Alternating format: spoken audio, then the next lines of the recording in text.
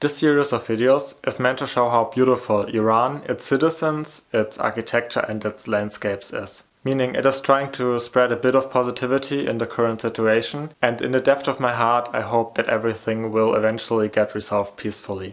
Having traveled together for about 4 weeks and 3 countries down the line, we finally got to our final destination, being Iran.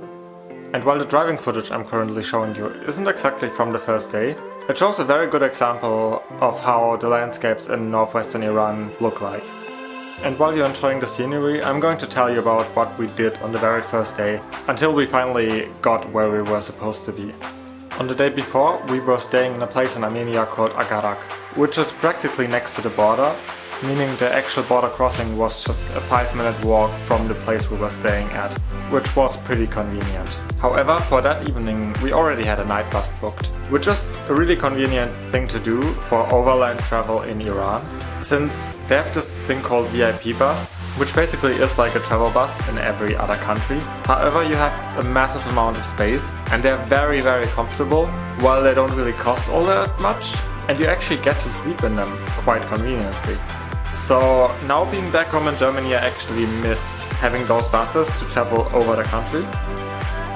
And from the point we left our house, we had maybe between 10 and 14 hours until our bus actually left.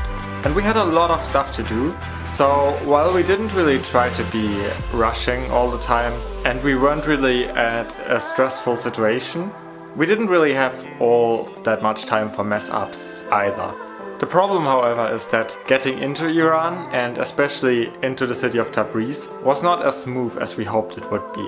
So after walking down to the border and leaving Armenia, we saw a line of people waiting to get into Iran, since they apparently had some sort of a morning break, which had us waiting for maybe half an hour. I don't quite remember it anymore, but once the border opened and we answered a few questions, we were finally let into the country, where we met another kind of weird situation.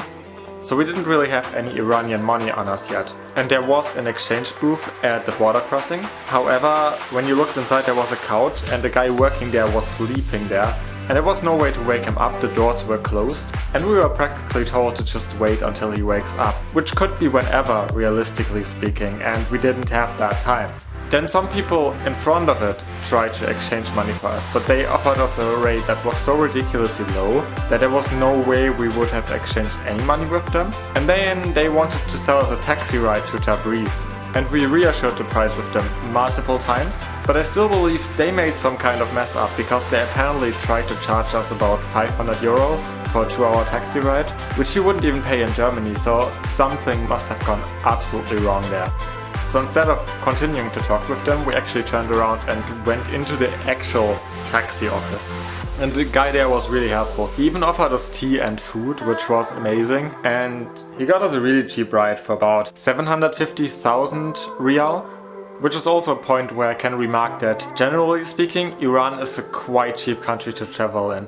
Which is very good for budget travel actually, because you can afford quite everything with a lot less money than you would need in Western Europe, for instance. Now, I usually shouldn't complain about a taxi ride that is already that cheap. However, the whole situation with the driver was a little bit awkward, because first of all, en route he stopped in some random town, picked up a friend of his and then just drove into a neighborhood, and they left the car and stood there talking for about 20 minutes. Which I don't really think you should do when you have customers that already paid you to bring you to a certain location. And then after we told him that we didn't really have the time, he went on for a little bit to stop somewhere and have lunch for half an hour again, which he could have had in Tabriz. We weren't really that far away from it anymore, so this wasn't really all too perfect of a situation, given the fact that we didn't really have that much time on our hands. But after that we finally got into the city to do all the things we still had to do.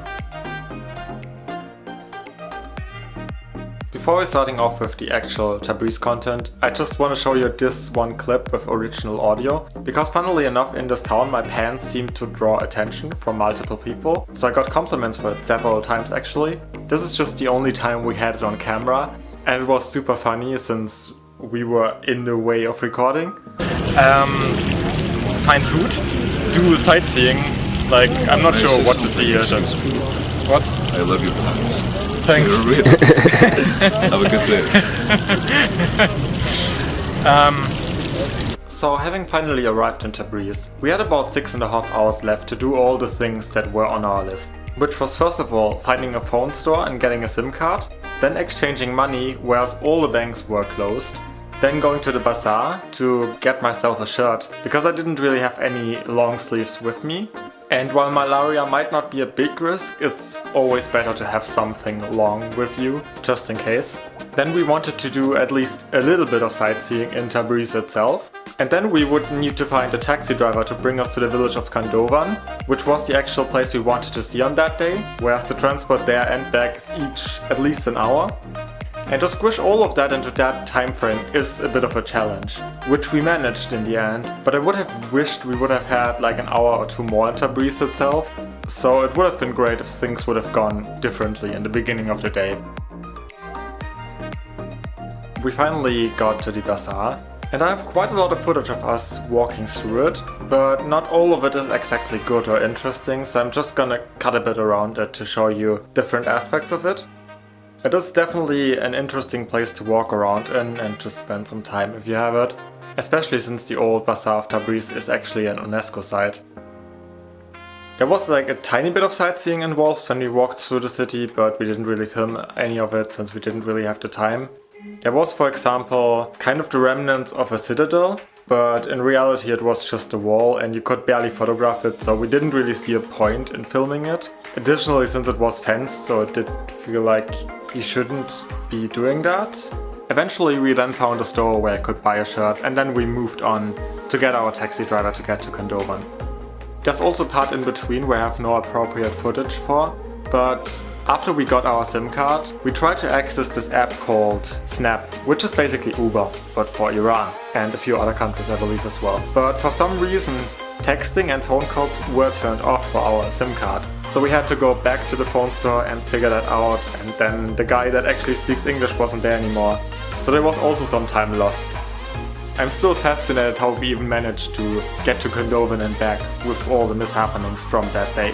So practically all we planned for the day did work out quite well. It was just a bit messy. If we look over the taxi drivers, I can also say that all the people we've met were extremely lovely people, and we felt extremely welcome and safe in the country. So even though this is a very early look into it and there's gonna come a lot more material of different landscapes and architecture and things we've seen and done, I can absolutely recommend going there yourself.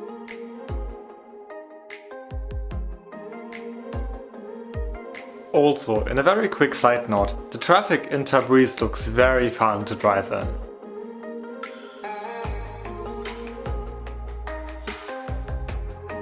The last 2 minutes we're now spending on showing you different material we filmed in the village of Kandovan, which was essentially our place to be for the very first day in the country.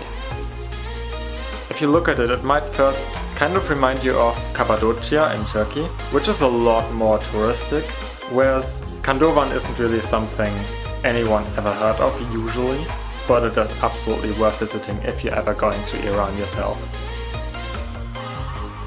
It basically consists of glyph dwellings and houses that are built in front of it, and it's very famous for the cone shape of the rocks in which people, as said, live.